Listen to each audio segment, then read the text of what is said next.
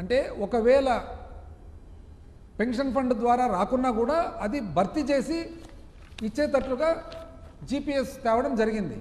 అదేవిధంగా 60% పెన్షన్దారుడు చనిపోతే family pension తన భార్యకు కానీ భర్తకు కానీ 60% వచ్చేట్టుగా, అదేవిధంగా మొట్టమొదటిసారిగా ఎన్పిఎస్లో లేదు ఇది, డిఆర్ఎస్ అలవెన్స్ కూడా డిఏ కూడా యాడ్ అయ్యేట్టుగా, అదేవిధంగా మినిమం పెన్షన్ 10,000 ఇచ్చేట్టుగా, అదేవిధంగా హెల్త్ కేర్ కూడా హెల్త్ స్కీమ్ కూడా వచ్చేట్టుగా పెడితే దాన్ని జీపీఎస్ అని పెట్టిన తర్వాత కేంద్ర ప్రభుత్వం కూడా చాలా చక్కగా చేసినారండి ఆంధ్రప్రదేశ్ ప్రభుత్వం అని చెప్పి వాళ్ళు ఈరోజు అమలు పరుస్తుంటే మీరేం చేసినారండి, దాన్ని పక్కన పెట్టేసినారు. పక్కన పెట్టేసి ఇప్పుడు ఎంప్లాయీస్ పరిస్థితి ఎట్లుందంటే ఓపీఎస్ లేదు, జీపీఎస్ లేదు, మీ పుణ్యాన ఇది నో పిఎస్ అయింది. ఓపీఎస్ లేదు, జీపీఎస్ లేదు, నో పిఎస్. మరి మీరేమో గొప్పగా చెప్తారు, ఆ తర్వాత మీరు వాలంటీర్లకు గౌరవ వేతనం 5,000 నుంచి 10,000. పాపం ఎంత అన్యాయం అండి.